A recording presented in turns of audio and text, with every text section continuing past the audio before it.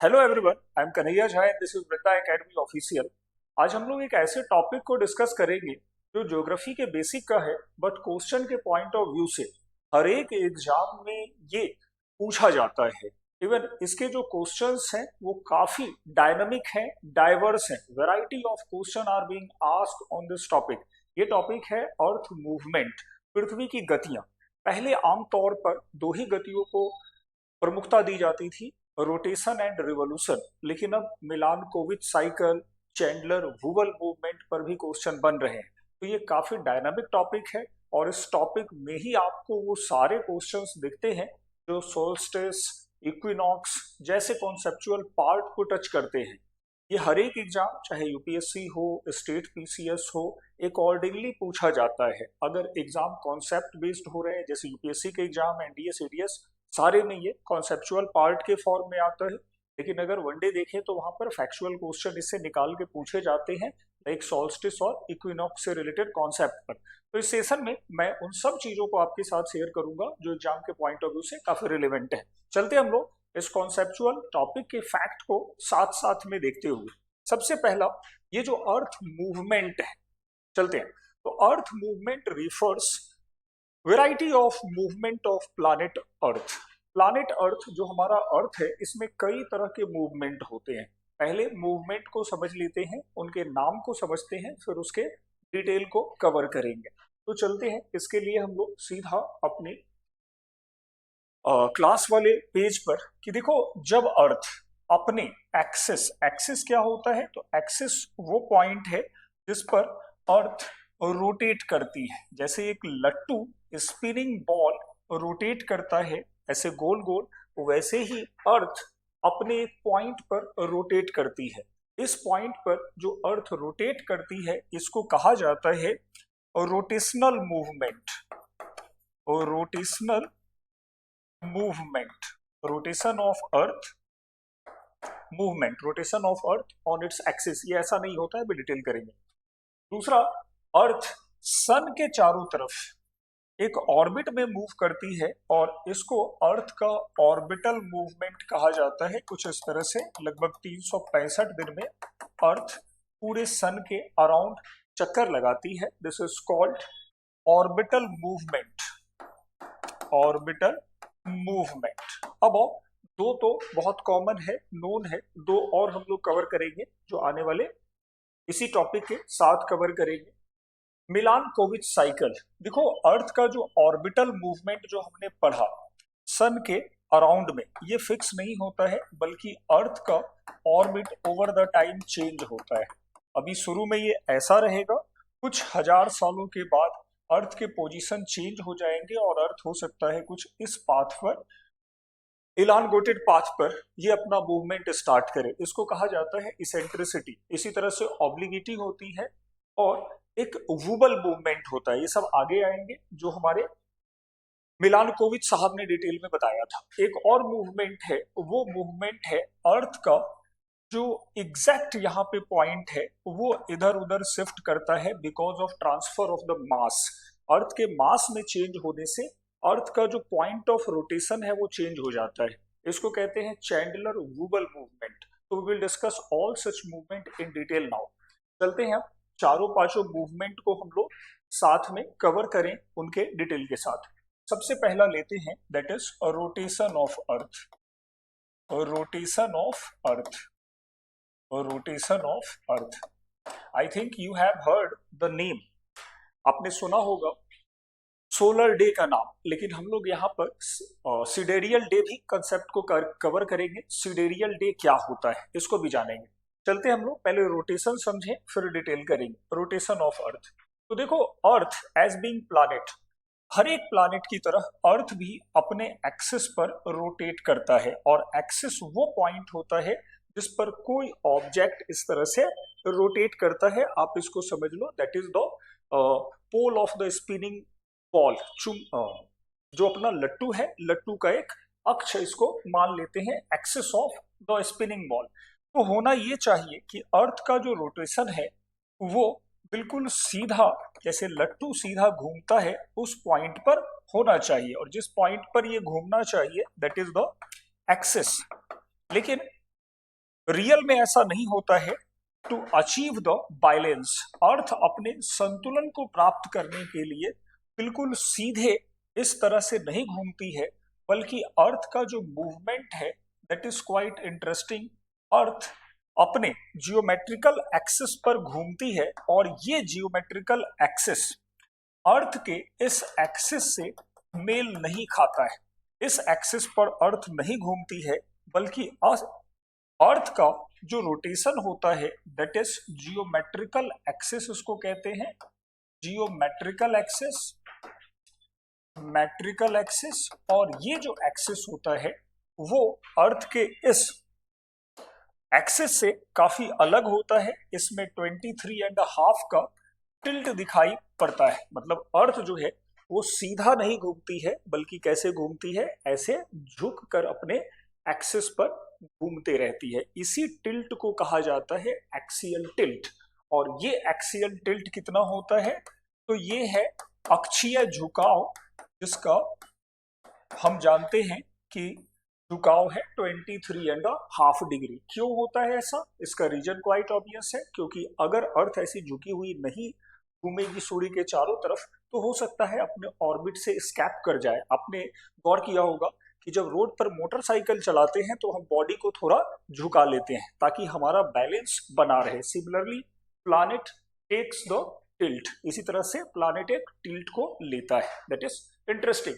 अब चलते हैं, थोड़ा डिटेल करते हैं। और तो एक्सियल टिल्ट अर्थ का 23.5 डिग्री है, और बाकी की चीजें क्या खास बनती हैं, तो अर्थ का ये जो रोटेशन है, ये रोटेशन अगर इसके डायरेक्शन को देखें, दिशा को देखें, डायरेक्शन, तो with respect of sun, with relative to sun, ये वेस्ट से ईस्ट की ओर मूव करता है।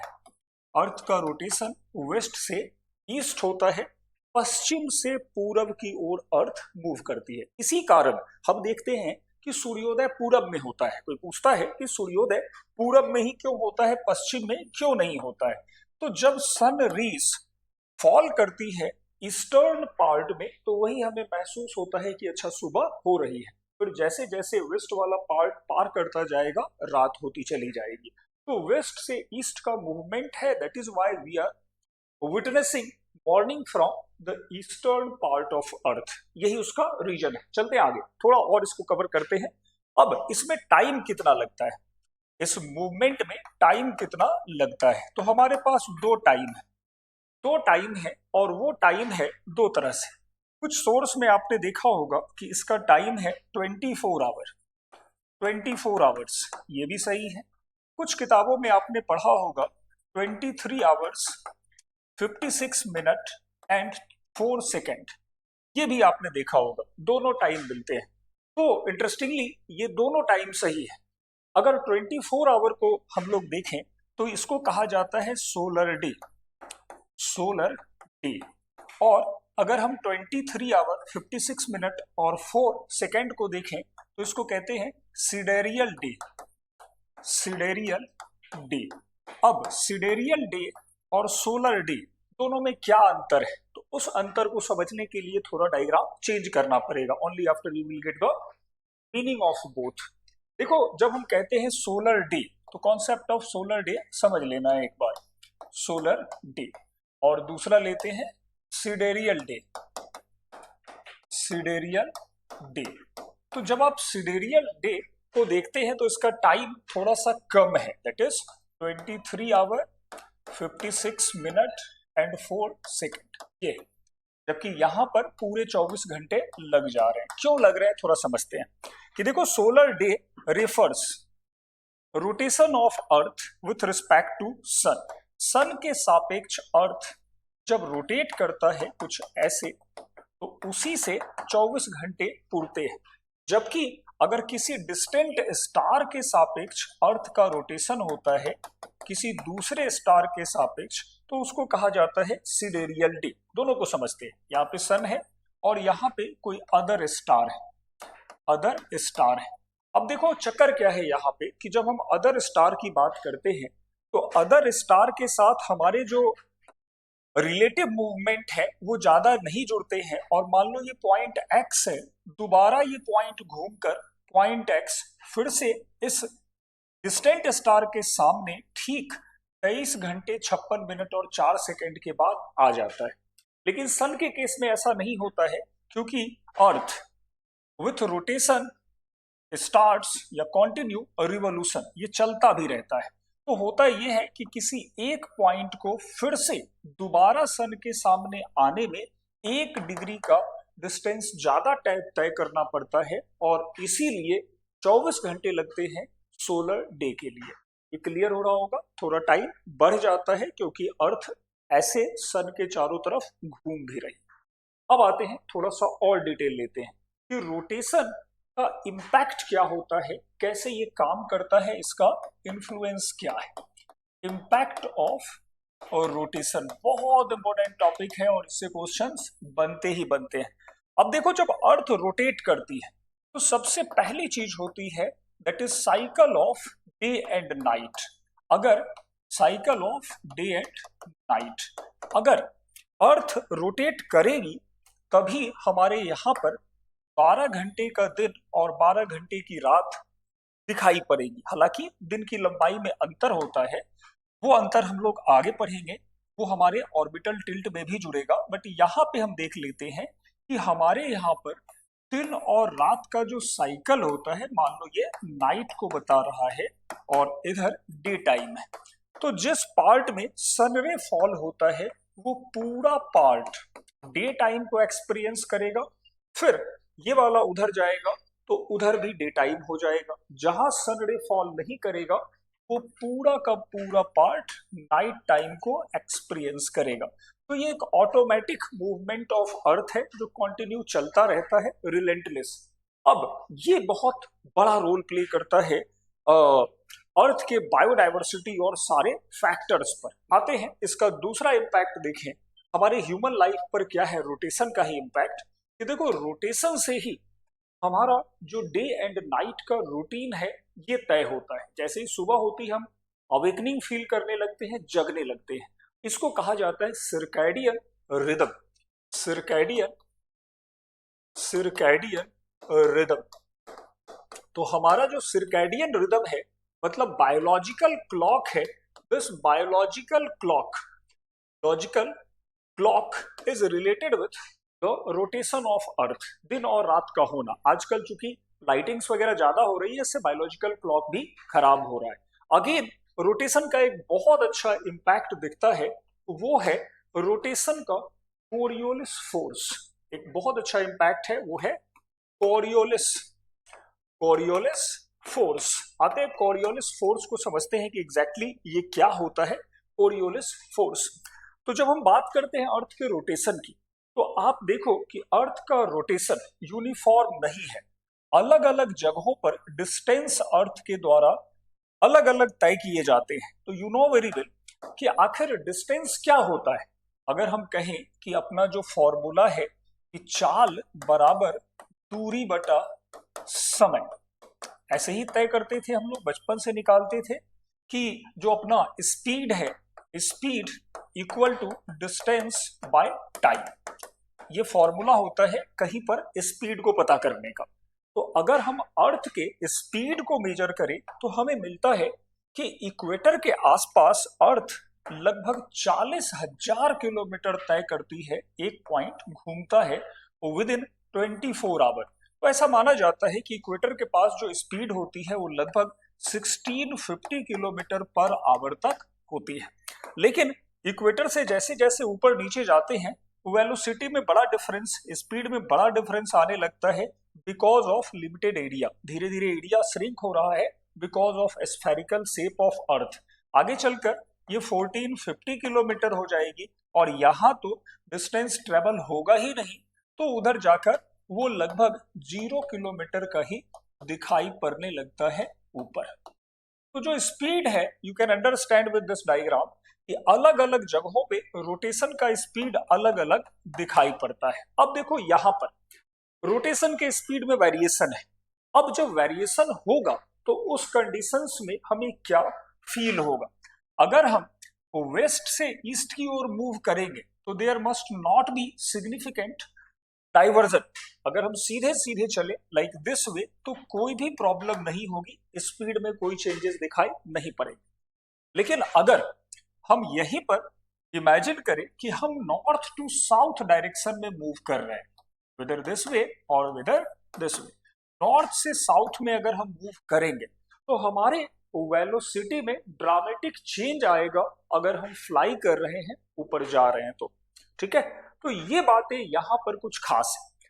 जब अर्थ पर विंड या फिर ओशियन करंट, यहां पर विंड या ओशियन करंट या फिर इवन हवाई जहाज, एरोप्लेन जब अर्थ पर फ्लाई करता है तो प्रॉब्लम क्या होती है, इश्यू क्या फेस करते हैं। ये देखो, वेलोसिटी 1650 किलोमीटर से वो लो वेलोसिटी जोन में जा रहे हैं, मतलब आपकी स्पीड ज्यादा है और आप जा रहे हो कम स्पीड वाले एरिया में। इसको ऐसे आप समझो कि क्या चेंज आएगा। सपोज आप एक बहुत स्पीड में चलती हुई रेलगाड़ी पर ऐसे बैठे हुए हो, ठीक है, रेलगाड़ी में ऐसे बैठे हुए हो, वहीं पर कोई आदमी जंप करता है, तो जंप जो करेगा वो बिल्कुल सीधा जाकर गिरेगा सपोज एक्स पॉइंट पर, या फिर थोड़ा आगे जाकर गिरेगा वाई पॉइंट पर, या थोड़ा पीछे गिरेगा जेड पॉइंट पर। एग्जैक्टली अगर हम ये लैंड का एरिया इमेजिन कर लेते हैं तो कहाँ गिरेगा। जैसे मान लो मेरा पेन यहाँ पे स्पीड में ऐसे चल रहा है और मैं इसको फेंकूं, तो क्या ये यहीं पे गिरेगा या थोड़ा आगे जाके गिरेगा। अगर हाथ की वेलोसिटी बहुत ज्यादा हो तब क्या होगा। तो एग्जैक्टली यहाँ पे रूल फॉलो होता है फोर्स ऑफ इनर्शिया का। यहाँ पर फोर्स अप्लाई होता है अगर कोई ऑब्जेक्ट 1650 किलोमीटर से जा रही है और दूसरे वेलोसिटी जोन में जाएगी तो एग्जैक्टली सामने नहीं जाएगी, बल्कि इस स्पीड से वो थोड़ा आगे जाकर गिरेगी, आगे जाकर उसका फॉल डाउन होगा। तो यहां अगर ट्रेन से गिरे कूदेंगे किसी एक पोल या पिलर के पास, चलो इसका एक एग्जाम्पल मैं फोटो के साथ दिखा देता हूं तो you will get more idea about this pillar and train. ये डायग्राम आपको हेल्प करेगा इसको समझने में एग्जैक्टली चल क्या रहा है। कि अगर कोई ट्रेन से मान लो कूदता है तो बिल्कुल सामने के पिलर पर वो नहीं गिरेगा, बल्कि वो उस पिलर से, जैसे मान लो रेलवे स्टेशन पर जब हम उतरते हैं, इस पॉइंट पर उतरना है तो बिल्कुल सीधे नहीं उतरेंगे, बिल्कुल सीधे उतरेंगे तो भी यहाँ नहीं पहुंचेंगे, बल्कि हमारी जो वेलोसिटी है वो हमको आगे धकेल देगी और हो सकता है हम थोड़ा आगे जाके उतरे। कई बार लोगों ने एक्सपीरियंस किया होगा यही चीजें, ऐसे उतरते समय बॉडी थोड़ा मूवमेंट में रहता है, आगे चला जाता है। यही कंडीशंस फेस करता है विंड, ओशियन करंट और एरोप्लेन। तो पॉइंट एक्स से जब ये गुजरता है तो वो आगे चलकर पॉइंट वाई पर पहुंचता है और वो पॉइंट थोड़ा सा आगे होता है। सेम कंडीशंस सदर्न हेमिस्फीयर में भी होगा और ये चीजें जो उसकी वेलोसिटी है उसको आगे ड्रैग करेगी, आगे बढ़ाएगी, कुछ इस तरह से आगे ये गिरेगा।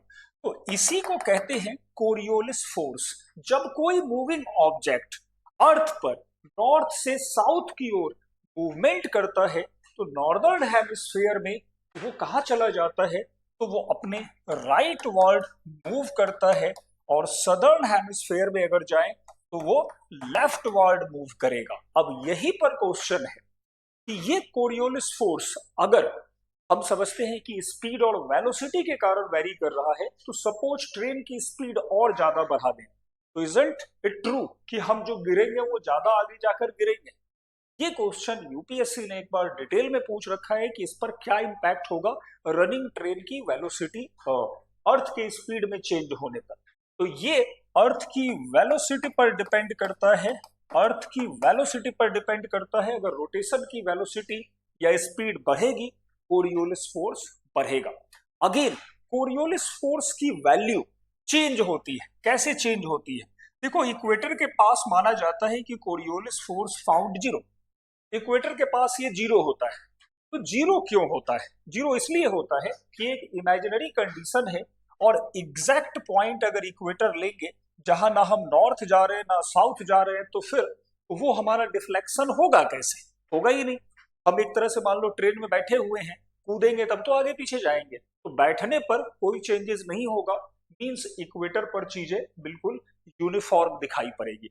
लेकिन अगर इक्वेटर से आगे बढ़ते हैं तो फिर ये वेलोसिटी के अकॉर्डिंग चेंज होने लगता है, और मैक्सिमम जब पोल के पास जाते हैं तो डिस्टेंस काफी कम हो जाता है और ऐसा लगता है कि हम एक ही ऑब्जेक्ट के ऊपर बैठे हैं और गोल गोल घूम रहे हैं। तो जितना ज्यादा टिल्ट होगा उतना कोरियोलिस फोर्स ज्यादा माना जाएगा, और यही रीजन है कि रोटेटिंग अर्थ के बिल्कुल टॉप पे, पोल पे, ये कोरियोलिस फोर्स मैक्सिमम मिलता है। इसको एकदम ध्यान रखना है। Coriolis force is result of varying velocity of the rotating earth. Earth के बदलते रोटेशन का रिजल्ट होता है। हर जगह पे रोटेशनल स्पीड सेम नहीं है। Again second point, Coriolis force deflect object to its right in northern hemisphere and left in southern hemisphere.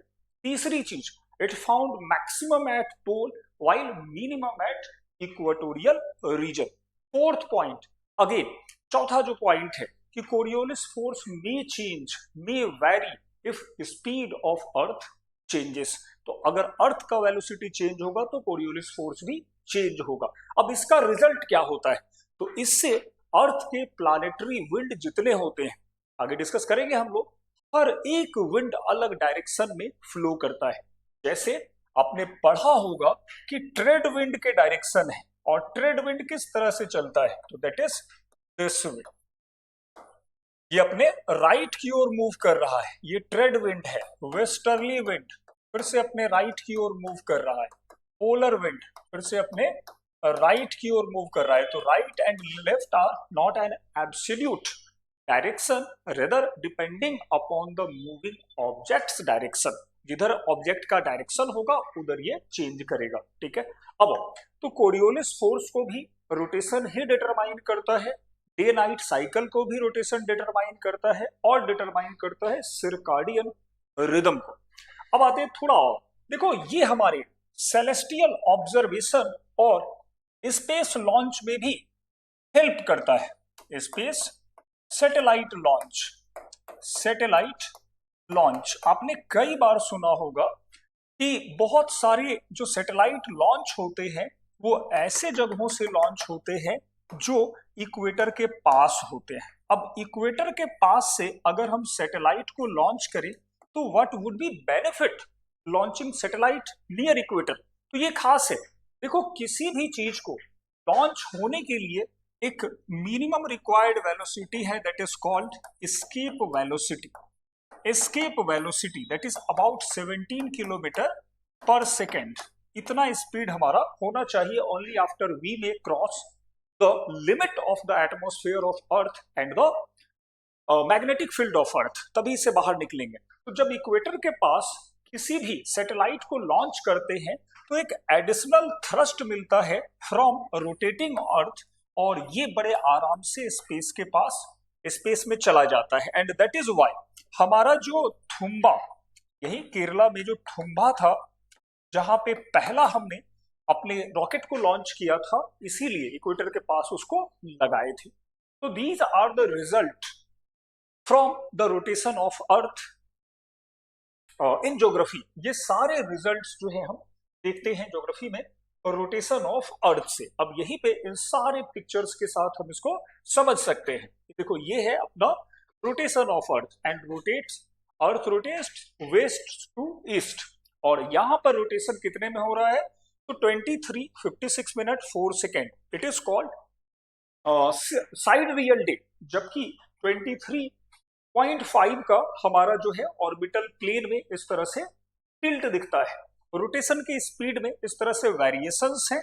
आप देखो तो इक्वेटोरियल रीजन में ये पहुंच जा रहा है 1650 और पोल के पास 0, क्योंकि वो रोटेशन का कोई डिस्टेंस ही कवर नहीं हो रहा है। इम्पैक्ट क्या होगा? तो that is occurrence of day and night. जिस पार्ट पर पड़ेगा वहां पे डे होगा, जहां पे नहीं पड़ेगा नाइट होगा। दिस इज कॉल्ड, ये जो सर्कल बन रहा है this is called circle of illumination. ठीक है, बहुत आसानी से क्लियर हो गया। Day and night, Coriolis effect वगैरह ये सारा हमने देखा कैसे राइट लेफ्ट ये मूव कर रहा है। यहाँ पे स्ट्रॉन्ग, यहाँ पे वीक है। स्पेस लॉन्चिंग में जैसा मैंने बताया, that is very true.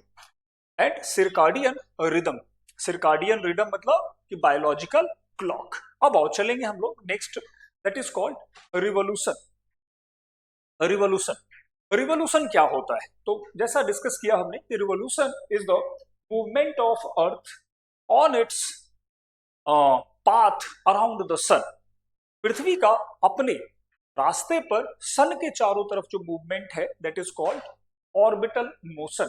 Orbital motion ये पूरा कुछ इस तरह से होता है। और ऑर्बिटल मोशन में खास क्या है? तो देखो you can see orbital motion is not circle, is not a circular motion. ये सर्कुलर मोशन नहीं है, rather this is electrical motion, elongated motion. ये पूरा अलग ही मोशन दिखाई पड़ता है। चलते हैं थोड़ा सा इसको हम लोग फिर से अपने यूजुअल मैप पे देखें और इसके डिटेल को समझें कि एग्जैक्टली क्या चल रहा है। तो देखो आप देखते हो कि अर्थ का जो रोटेशन है, रिवोल्यूशन है, revolution of earth, revolution of earth. तो सन के अराउंड जो अर्थ रिवोल्यूशन करती है दिस में, अर्थ के पोजीशन को अगर ले तो earth revolve around the sun on a path, this path is called orbit of earth. इसी को कहते हैं ऑर्बिट या ऑर्बिट, ऑर्बिट या पृथ्वी की कक्षा, कक्षा। अब सबसे पहले क्या है? देखो सबसे पहले हमें समझना है कि this orbital path is not straight path. अब हाथ पे देखो, हाथ जैसे मेरा प्लेन है, तो अर्थ इस तरह से प्लेन पाथ पर रोटेट नहीं हो। रेदर यहां पे हम एक्सपेरिमेंट करें और ऐसे इसको टिल्ट कर ले। नाउ इमेजिन दिस कंडीशन कि अर्थ का जो रोटेशन है वो इस तरह के पाथ पे है। अर्थ सन के एक बार नीचे जाती है, एक बार ऊपर जाती है, ऐसे होता है। तो revolution is tilted, earth revolution is tilted. तो एग्जैक्ट पाथ क्या है थोड़ा इसको समझ लेते हैं। तो यहां per revolution, ideal path of revolution should be this, ऐसा होना चाहिए था। एक हम इसको इस तरह से बना लेते हैं डिस्क। ये हमारे अर्थ का एक रोटेशनल पाथ, रिवोल्यूशन पाथ होना चाहिए था, घूमने का पाथ। But earth what takes? तो अर्थ रिवॉल्व दिस वे, ऊपर जाती है फिर नीचे आती है। तो that is the exact revolution path of earth. यही जो रिवोल्यूशन का पाथ है, ये रिवोल्यूशन का पाथ है and that is tilted about 66.5 degree. ये भी टिल्टेड है। तो एक्सियल टिल्ट जब हम कहते हैं तो वो कहते हैं अर्थ के एक्सिस के टिल्ट को, और जब ऑर्बिटल टिल्ट कहते हैं तो ऑर्बिटल टिल्ट हमारा दिखाई पड़ता है कक्षा में झुकाव, ये होता है। ठीक है, हाउ इज इट क्लियर? चलते हैं आगे थोड़ा सा कि देखो इसका डायरेक्शन क्या है। तो again this is west to east, west to east में अर्थ घूमती है। अगेन वेलोसिटी क्या है? वेलोसिटी क्या है? तो वेलोसिटी या स्पीड क्या है? तो भैया स्पीड जो है वो यूनिफॉर्म नहीं है, यूनिफॉर्म नहीं है, बल्कि ये पेंडुलम की तरह काम करता है। कैसे पेंडुलम की तरह काम करेगा? तो जब अर्थ फारदेस्ट डिस्टेंस पर जाएगा तो यहां पर वेलोसिटी मिनिमम हो जाएगी, लेकिन अगर वो फारदेस्ट डिस्टेंस के बाद यहां पहुंचते पहुंचते एकाएक कम होगा, फिर स्पीड बढ़ेगी और कहीं मिड पॉइंट पे जाके वो मैक्सिमम स्पीड को टच करेगी। जैसे आपने घड़ी के पेंडुलम को देखा होगा कुछ ऐसे। तो पेंडुलम की स्पीड में आप देखो तो there is great variation, reaching the maximum climax distance pendulum almost stops, रुक जाता है। फिर जब नीचे गिरता है तो वो स्पीड तेज हो जाती है। तो ये है हमारे अर्थ के रिवोल्यूशन का नेचर, स्पीड वेरी।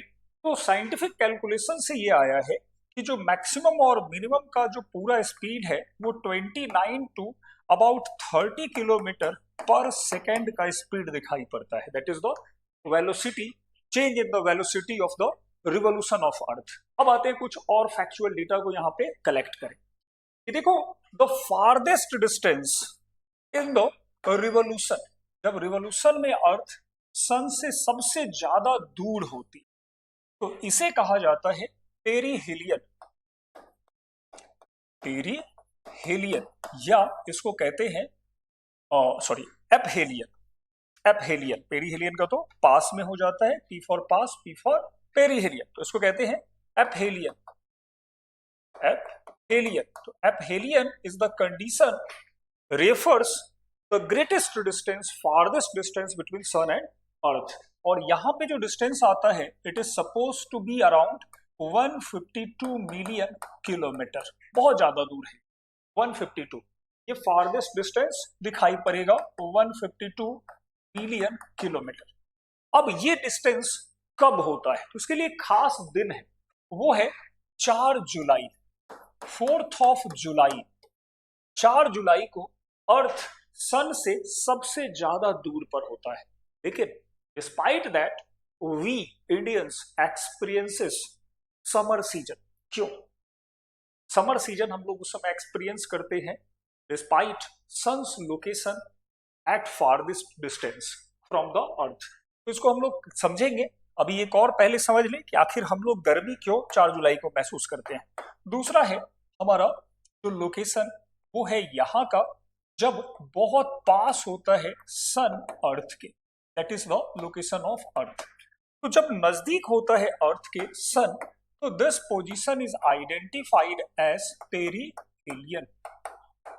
हेलियन, और पेरीहेलियन के कंडीशन में जो डिस्टेंस है that reduces by about 5 lakh kilometre, 5 lakh million kilometre, 152 lakh million kilometre, बहुत बड़ा है वो। और ये जो पेरीहेलियन का डिस्टेंस होगा that is 147 lakh million kilometre.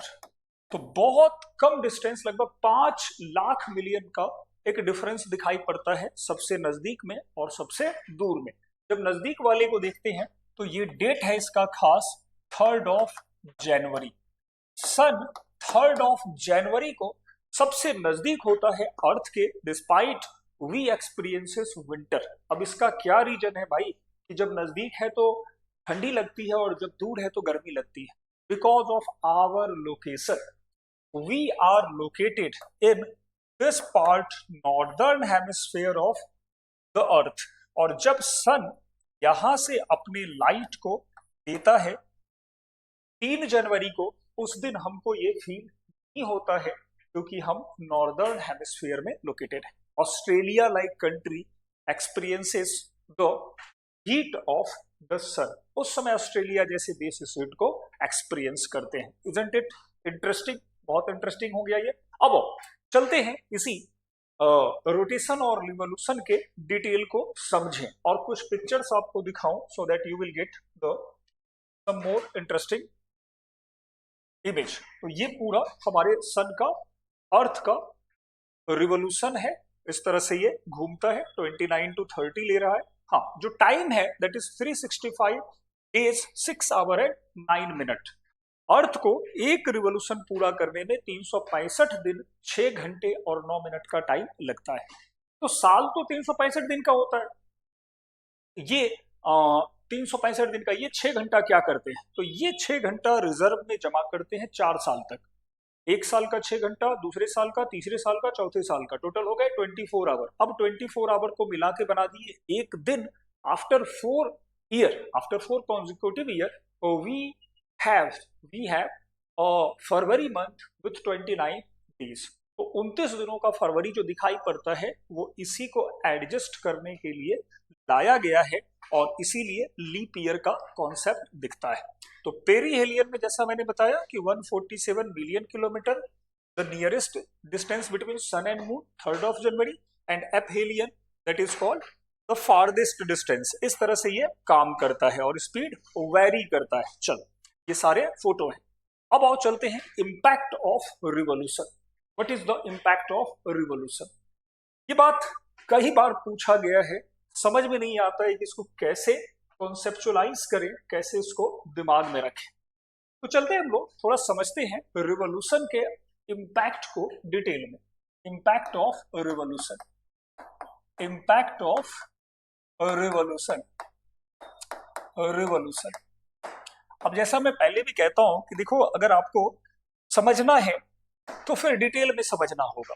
और क्वेश्चन कैसे आते हैं अगर इसको समझना है तो जो भी बातें यहाँ पे लिखी गई है बस उसको आप एक काम करो, सीधा ऐसे सर्च कर दो गूगल पे यूपीएससी या सीधा एसएससी या यूपीएससी या फिर PYQ on revolution of earth, PYQ on Coriolis force, तो आपको पता चलेगा कोरियोलिस फोर्स कि इस क्लास में जो भी आपको बताई जा रही है इस वीडियो में वो कितना ऑथेंटिक है और कितना प्रिसाइज है।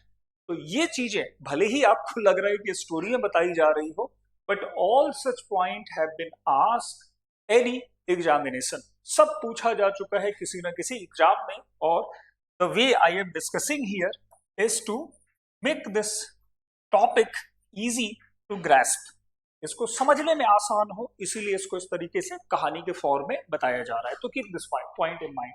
अबाउट इम्पैक्ट ऑफ रिवोल्यूशन, तो सबसे पहले इम्पैक्ट को समझने के लिए we need to have a sun, हमको अपने सन को यहाँ पर रखना पड़ेगा इस तरीके से। अब आते हैं बाकी चीजों को कवर करते हैं।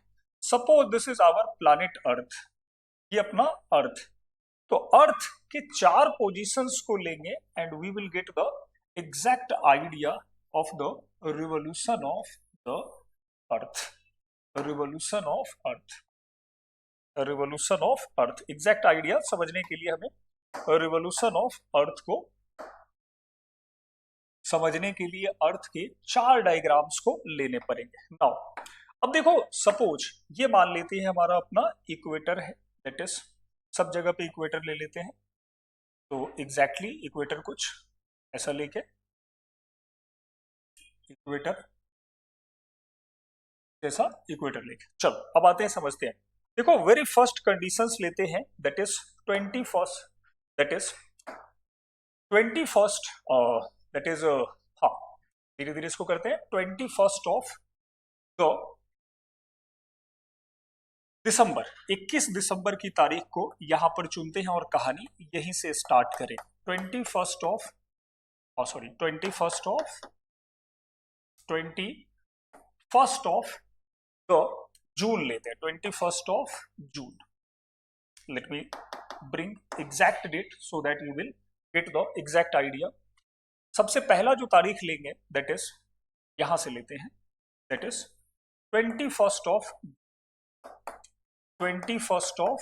जून, 21 जून। 21 जून को क्या होता है, 21 जून को सन रे फॉल करता है direct, vertical sun ray falls on Tropic of Cancer. ये है अपना ट्रॉपिक ऑफ कैंसर, कैंसर मतलब कर्क रेखा पर सूर्य की किरणें सीधी पड़ती है।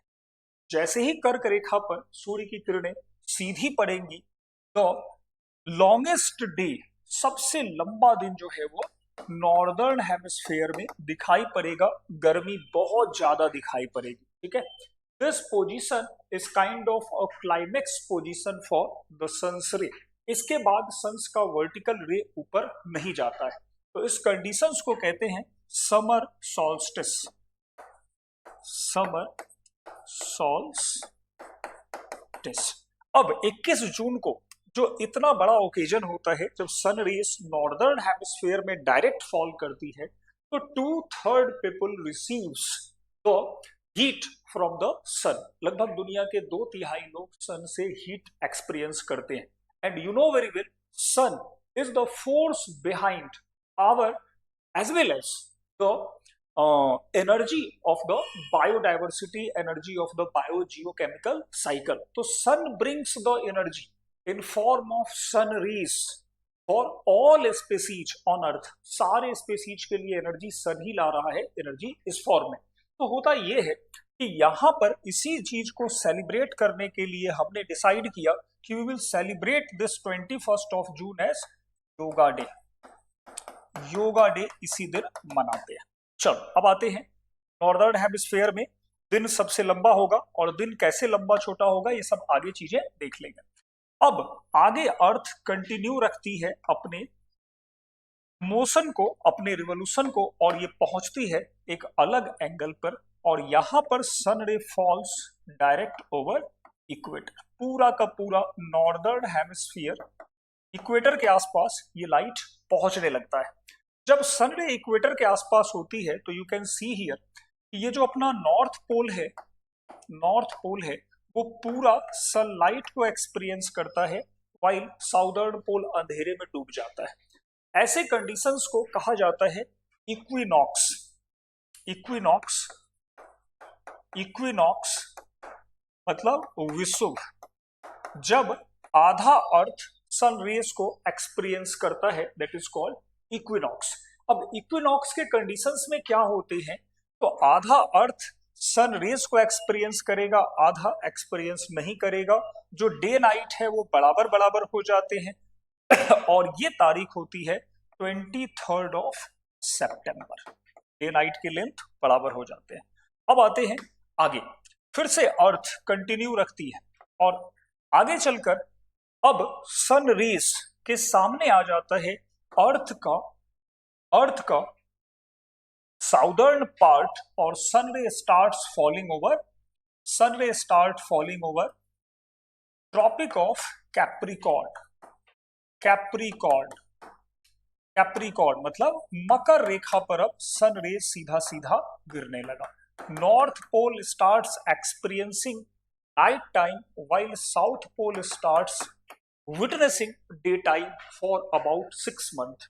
अब इसको 6 महीना तक साउथ पोल को लाइट ही लाइट दिखता है। ऐसे कंडीशंस में पूरा नॉर्दर्न हेमिस्फीयर समर सीजन को एक्सपीरियंस करेगा और we starts experiencing winter season. तो इसको फिर से नाम दिया गया solstice, as this is a climax position solstice. और ये सॉल्स्टिस कौन सा है, तो दिस इज विंटर सॉल्स्टिस।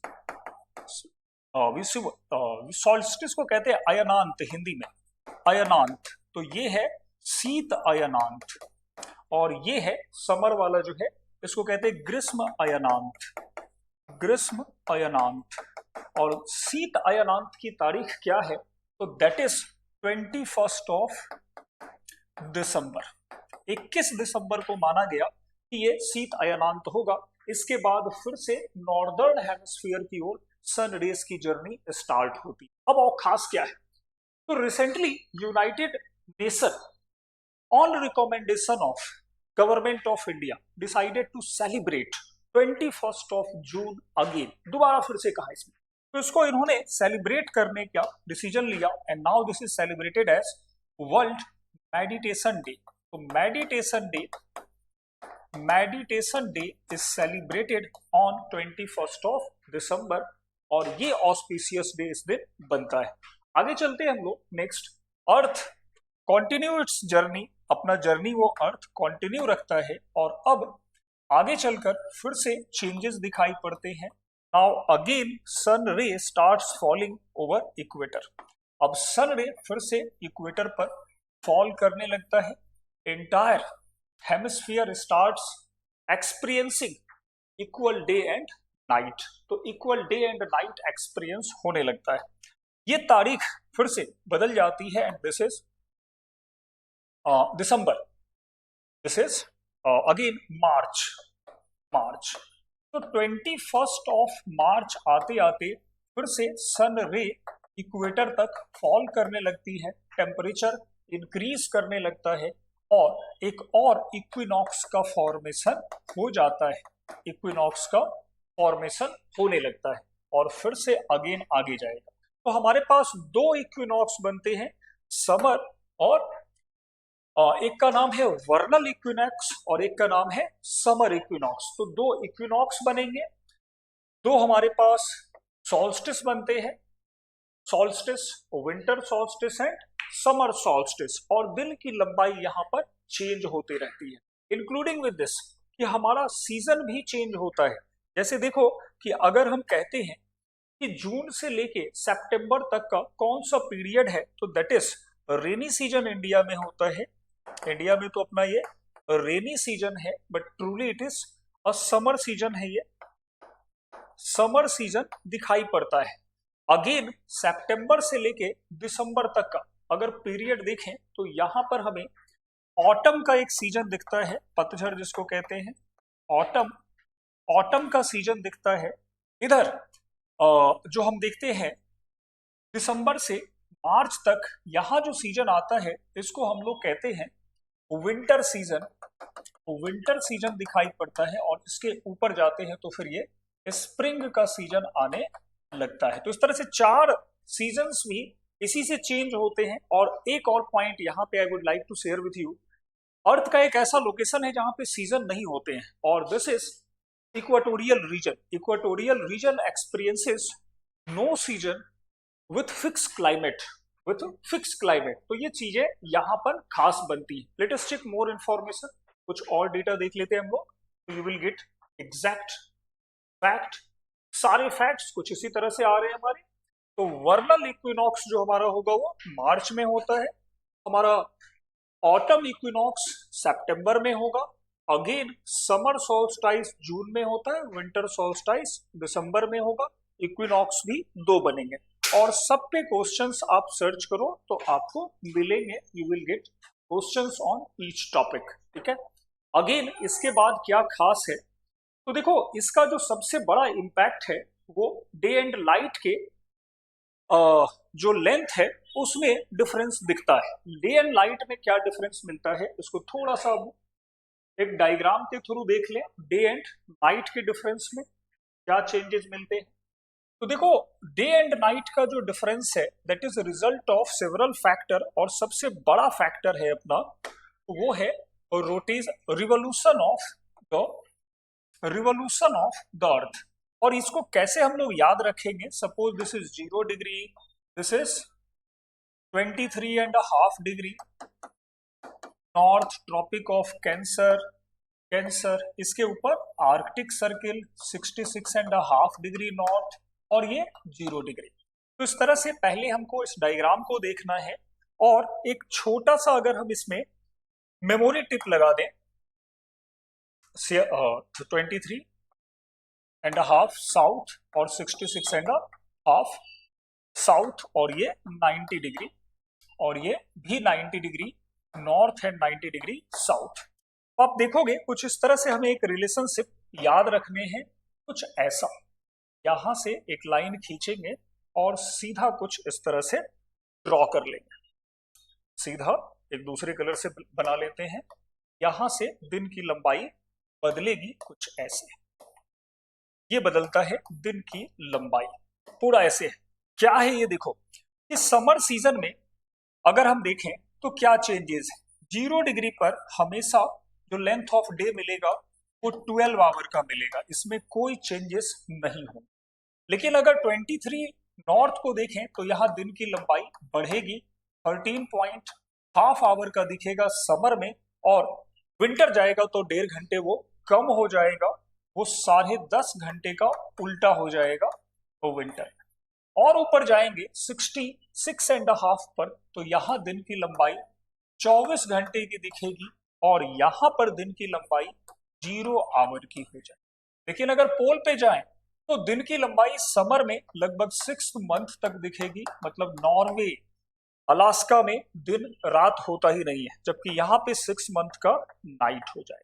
तो दिस वे रिवोल्यूशन डिटरमाइन, ये भी PYQ है और इसको देखना है अच्छे से। Remaining part I will discuss in the next video. दूसरे वीडियो में रिमेनिंग पार्ट को मैं डिस्कस करता हूँ।